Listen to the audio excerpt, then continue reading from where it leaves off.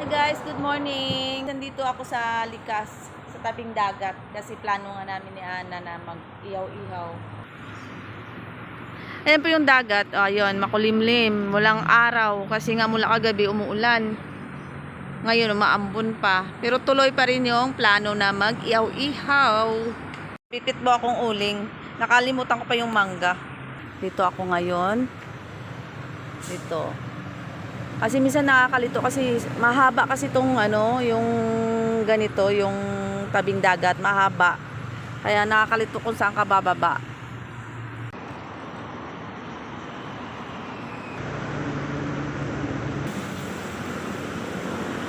Dati dito kami nagtambay. Ngayon tinan nyo, walang bubong. Aayusin pa lang yata nila. Tapos yung playground nila, yun din, ganun din, aayusin pa lang yata. May toilet doon sa sa likod, tsaka may store.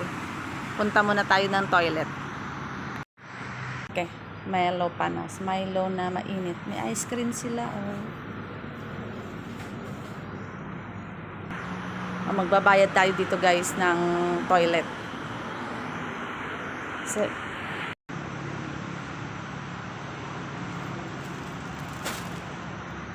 dito muna tayo magtambay. Habang hinintay ko sila ni Ana, umaambon. Tsaka dito kasi may bubong, tingnan nyo, malaki. Pag umulan mamaya, pwede tayo sumilong dito. Ayan, hanap na lang tayo ng pwesto kung saan pwede mag-ihaw. Ihawan, ayan, kung gusto nyo mag-ihaw dyan, yung may tubig. Tapos doon, meron din doon isang pamilya, nag-iihaw sila sa ilalim ng puno. Mating na sila ni Ana. Sabi ko baba muna sila, titingnan nila kung gusto nila dito o lilipat kami. Kasi nga wala ngang kubo. Paano pag umulan? Hindi maganda yung panahon ngayon.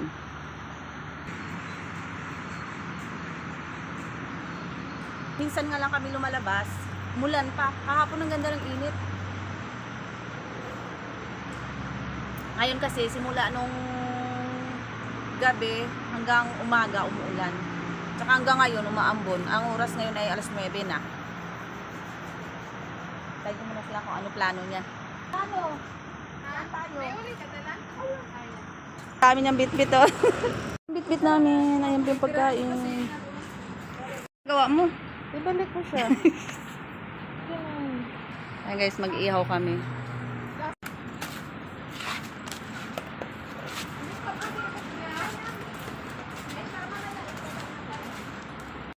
Ang tagal po namin mapaapoy. Tapos yung uling namin parang natutulog kasi basa nga yung iniiyawan namin. Isang oras din kami bago mag-apoy yung uling.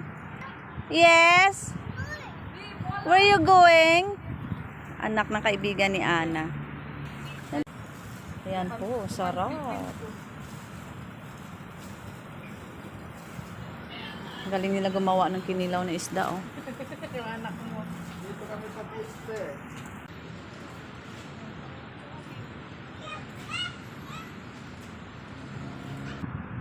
Wala po kaming dalang pang-ipit kaya kamay-kamay na lang. Sariwa, oh. Sarap.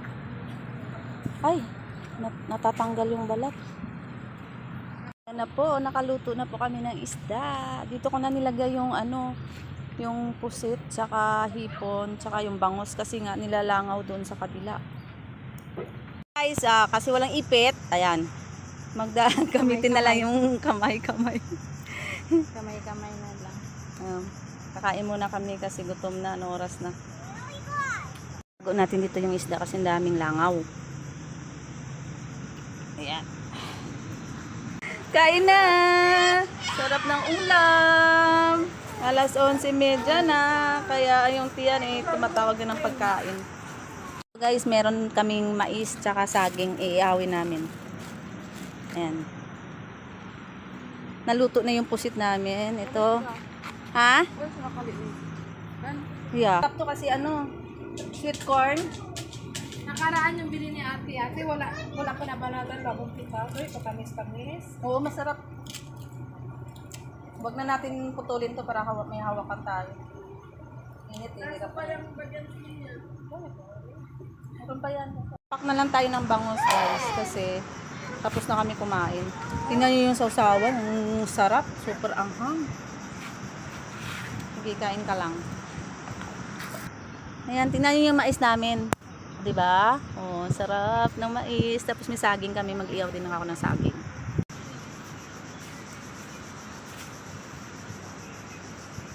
Bibigyan niya daw yung lalaki ng pagkain.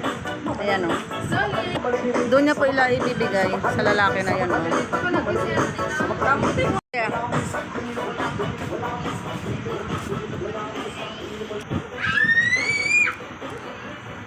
Bigyan niya ng tubig. Isang bote na tubig. Kawawa kasi. Marami kami ulam na natira. Binigay na lang. Yan, malinis na. Ang bilis mangligpit eh. Yung iba na na mais din na namin inihaw kasi wala nang kakain. Malinis na po. Inilis namin bago kami umalis. Ito lang po yung makalat. Ewan ko kung sino nag niyan. Pero wala kasing walis. Pero dito sa taas malinis na. Yan, malinis na. Mag 1 o'clock na. Kunin natin yung baka makalimutan. Yung bola.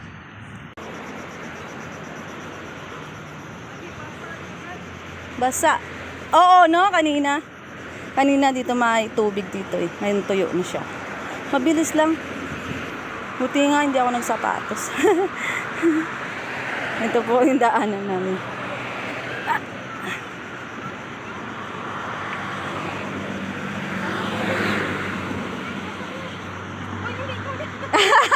Papasok siya sa loob. Doon tayo sa loob. Wag dyan. Kasi sabi mo kasi pasok na. Siyempre masunurin din yung bata.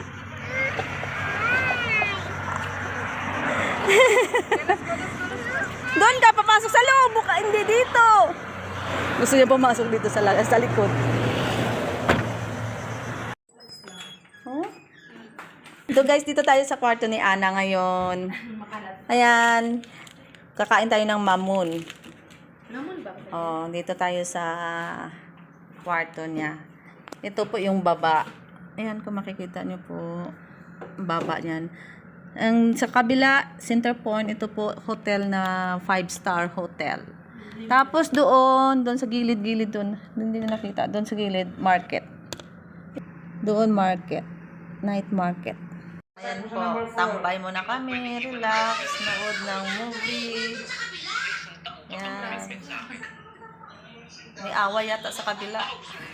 Po, nagpapamassage ng paa, napagod sa kagala. Hindi naman sumayaw, hindi naman gumala. Naglakad lang, kaupo lang, napagod. Andito kami ngayon sa Sorya Sabah. Sorya Sabah. Kasi tinatawag na Sorya Sabah kasi malapit lang po sa mall ng Sorya Sabah. Ayan. Dapat doon kami pupunta sa Tanjung Aro. Ay dito na lang para madali ang parking. Tsaka maganda dito guys. Ayan o. Manonood kami ng sunset mamaya. Kung may sunset. Masarap dito magtambay. Tapos magdala ka na lang ng tubig. Tsaka pagkain. Manonood ng sunset. Ayan po may sunset. Pero madilim ngayon eh. Makulimlim. Kaya hindi masyado makita yung sunset. Pero lakad-lakad na lang tayo dito. Kung saan tayo makakarating.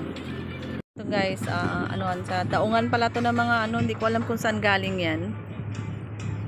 Pero mga pasahero din yan eh. Pupunta po kami doon sa pinakadulo. Yun, doon pupunta po kami. Doon pala. Punta tayo doon. Oh, dito pala guys, ito pala yung mapupuntahan natin na island. Tapos mga activities. 100. Ano activity? Mga activities yan. Sabi ano to? Ito po yung price ng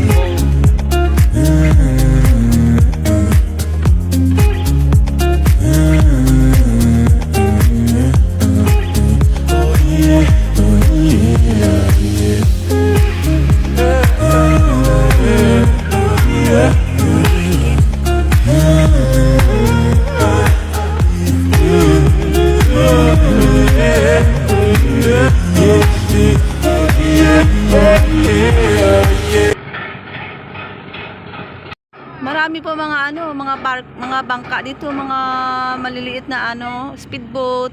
Maraming dumadaan. Lalo na doon sa kabila guys, oh. Kasi galing sa Pulao. Ay, yung ibig sabihin na Pulao, yun, marami nakatira dyan. Ito yung mga speedboat papunta sa kabila. Ang ganda dito.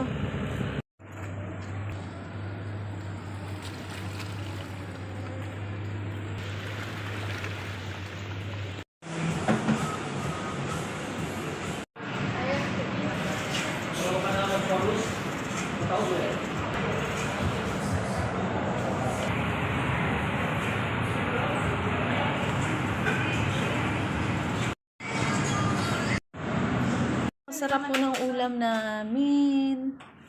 Yan po. Oh. Tatlo lang kami pero yung ulam akala mo isang barangay. Ayan na guys, nasa bahay na po ako. Kakarating ko lang. Ang oras ay 8:30. 12 hours ako sa labas. At meron pa akong take out. Kasi yung binili ni Ana, ang dami niyang binili ng mga seafoods. Hindi na ubos. Tsaka wala naman doon paglagyan. Kaya pina-take out niya na sa akin. Ayan, dami kong ulam lalagay ko sa ref. Yan guys, lobat na ako. Thank you guys.